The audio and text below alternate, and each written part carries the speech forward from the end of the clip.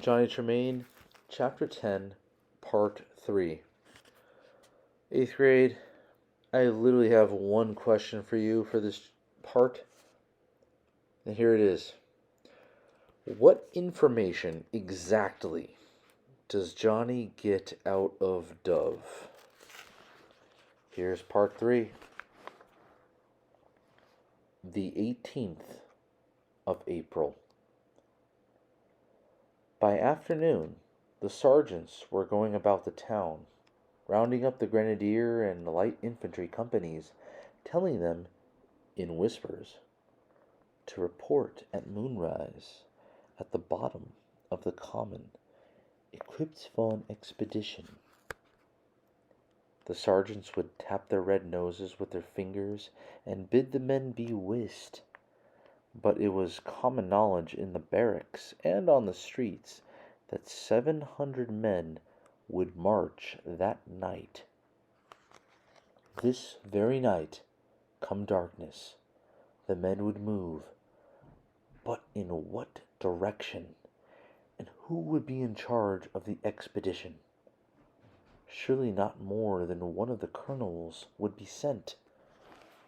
Johnny, who had his own colonel to watch, Colonel Smith, hardly left the Afriqueen all day and helped the potboy serve drinks to the officers in the dining room.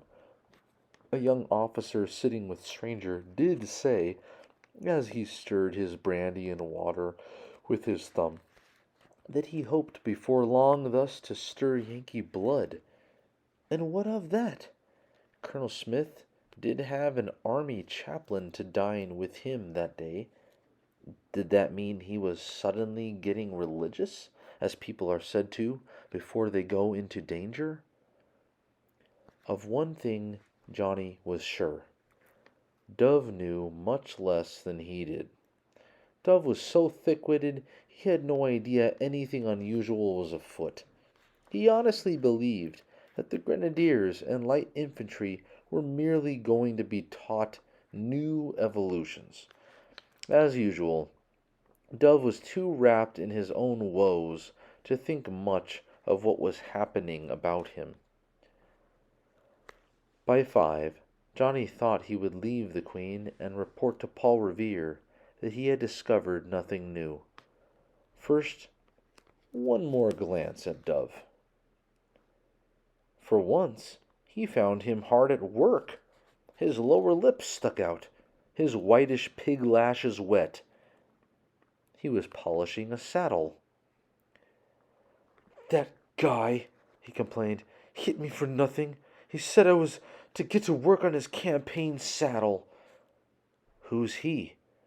"Colonel Smith, of course." "Did you do as he told you?" "I tried. I didn't know he had 2 saddles. So I went to work on the usual one. I shined it until you can see your face in it.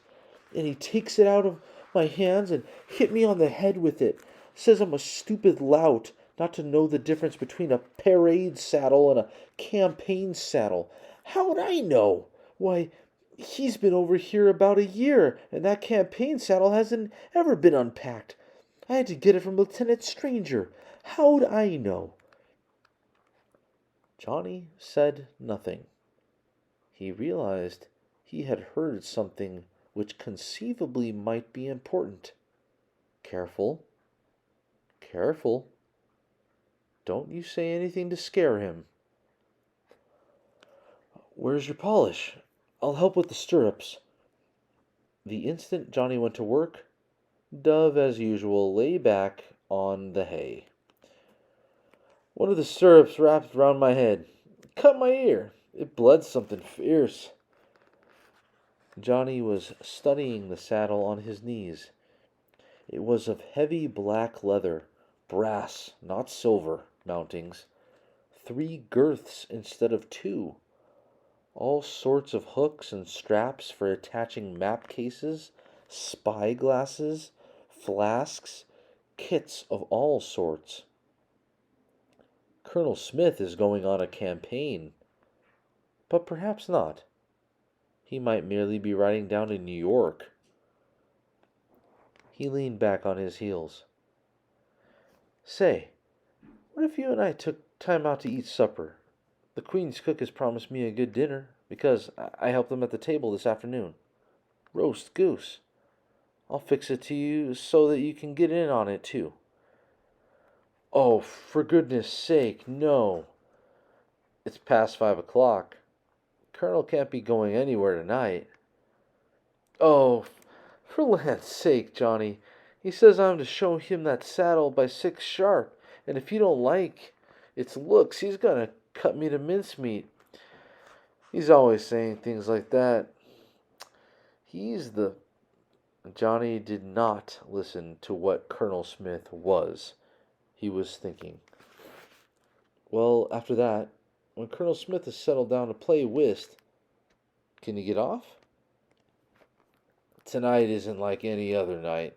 He told me to bring Sandy around for him, fed and clean and saddled with his old campaign saddle by 8 o'clock tonight. Colonel Smith is going on a long journey, starting tonight at 8. It might be a campaign. He had an idea. I should think if the Colonel was making a long trip, he'd take Nan. She's so light and easy to ride. If he has far to go. He does like her better. She don't jounce his fat so. He always rides her around Boston.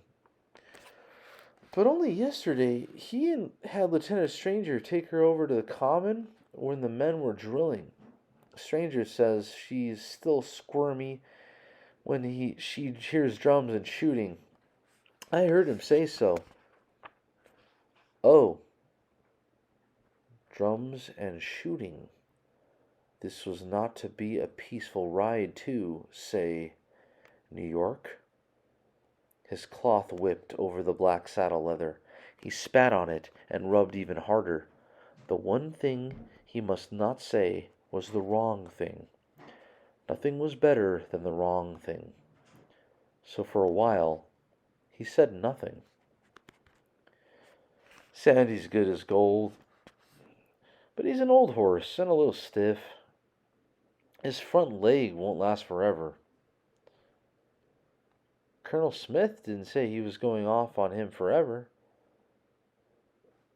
This did not help much. But Dove went on. He and the horse doctor and Lieutenant Stranger were all looking at him just this morning. The horse doctor said old Sandy could do 30 miles easy. And Stranger said no, he wouldn't swear you could get Nan on and off a boat without her fussing. So, the campaign would start around 8 that night. The colonel's horse would be put on and off a boat. There would be a risk at least of drums and shooting. They were not going farther than 30 miles. Those men who thought the target of the expedition was going to be Lexington and Concord were right, and it would be Colonel Smith who would go in command. All Johnny's hidden excitement went into his polishing. The brass mountings turned to gold, the black leather to satin. There, you can take that in and show your colonel. But he would wait one moment more. Dove might have something more to say when he came back after he had seen the colonel. Johnny went into Goblin's stall, but the horse pretended not to know him, and put back his ears and nipped at him. Sandy next. The big yellow horse carefully moved over to give him room in the stall, nickered a little. He fondled the broad, white-striped face, pulled gently at the ears, furry little ears, lost in mane like a pony's. I guess, Johnny said.